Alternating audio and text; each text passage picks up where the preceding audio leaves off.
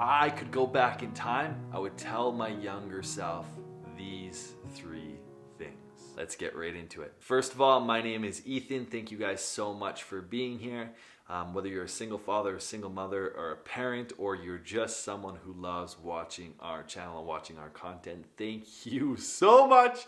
We wouldn't exist. This wouldn't be a thing if it wasn't for you. So we appreciate you. What are the 3 things I would tell myself if I could go back in time when I first became a single father? Yeah, wow.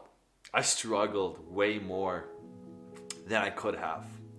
It almost brings me to tears at like how much I struggled when I first became a single father. And how much I struggled in life, and that sucks. It sucks to see like myself having to struggle so bad. And it's like, wow, like it really makes me appreciate and feel a sense of gratitude for how far I've come in life and for how far I've come in this journey of being a single father and where I am now. There is a huge sense of gratitude and this huge sense of like, holy smokes, man, I can't believe you actually made it through. The first thing that I would share with myself is partially in like relation to all of that stuff, is that it's going to be okay.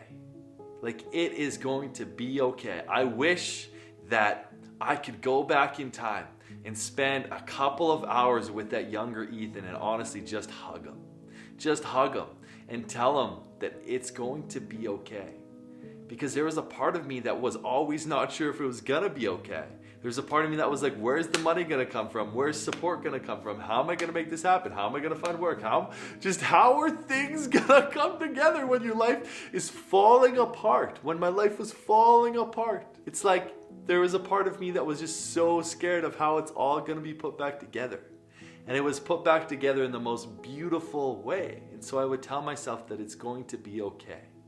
And that I'm going to be okay, that you're going to be okay, and that it's always okay, because that's the truth. And I wish that from me knowing that it was okay, it's like I took the pressure off of myself to like have to do things or strive for things or be something. Like I spent a lot of time like trying to be somebody. And I wish I could just take the pressure off myself and allow myself to just be where I was.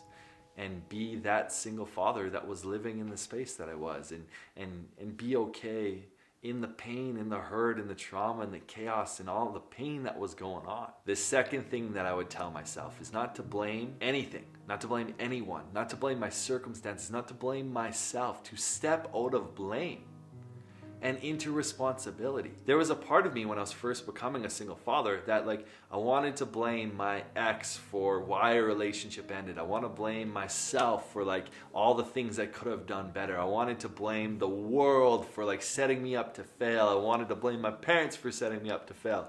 I wanted to blame my circumstances because here I was being a single father with huge amounts of credit card debt, living in my parents' house. I wanted just to blame everything because I didn't want to take responsibility over my life. And the fact is that it's my responsibility. The situation in the life that I'm even in now, everything that I create, that this guy here, Ethan, creates, is my responsibility.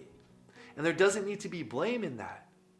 But I was often so quick to blaming things, blaming circumstances, blaming my ex, blaming everything for the way it was, instead of just accepting and taking responsibility that this is my situation and that things will get better. It's like kind of like, okay, things are okay. Things will be okay. Things will get better.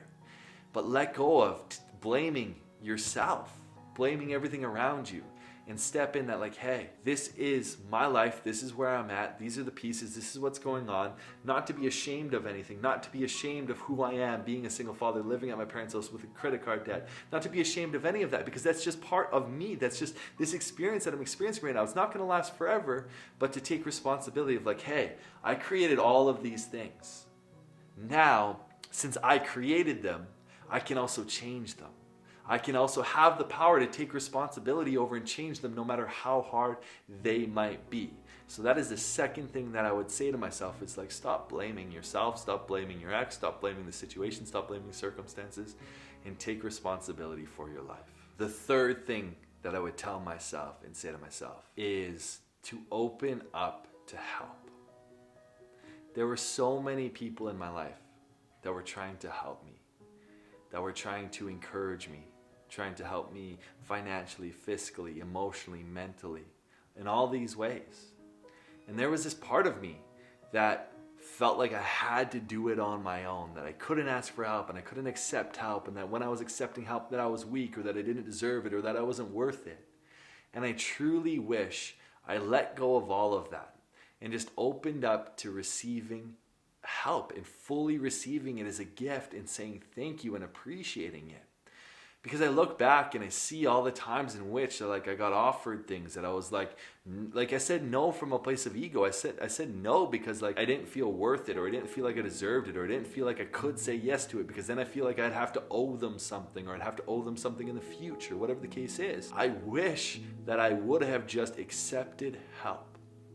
Because when looking at being a single father, it is so hard. It is such a wild journey. And I don't even single father full time. I co-parent. So I'm not a single father. I'm a single father 2 weeks on, 2 weeks off. And that journey is still radically hard. I couldn't imagine what it's like having it all the time. In that case, fully be open to help and take as much help as you can. People want to help you from a space of love. Even when you think that there is no one there to help you, people want to help you. And if you actually have no one in your life, look for resources, look for single parent networks, look for groups, look for things you can be a part of, hire a therapist, a counselor. Seek those things, seek whatever you possibly can to help you on your journey. The more resources, the more support, the more everything that you're open to receiving and accepting, the further along you will be and the faster you'll get there. And that's wild. That's something that I didn't know. There was a part of me that was like, no, I'm going to do this all on my own. I got this all on my own. It's my ego. And it took me so long to kind of get to a place where I wasn't struggling, where all my credit card was paid off, where I had money coming in, I was able to move here, all of this stuff. It took me so long to get here that I didn't have to take that long. I didn't have to take this long if I would have been open to receiving other people's help. And that's something that I wish I told myself, is yo dude, it's okay to let people help you. I know for that a long time in your life, you didn't feel like anyone was there for you. But just because that was the case in the past doesn't mean that you have to make it your future story as well. And that's something I actually learned in my recent ayahuasca experience, which if you haven't seen yet, you can actually watch that on YouTube, which is beautiful, beautiful lesson. It was one of the childhood myths that the shaman pointed out, was hey, even in ayahuasca, the first day that was hell, I was creating this story about how no one cared about me in the circle, how the shaman, the medicine woman, the assistant, how no one cared about me, and I was just left to just suffer on my own. And it was the myth that I was playing out in my life and have been all my life, because when I was a kid, that's what I thought. Why should I care about someone when no one cares about me?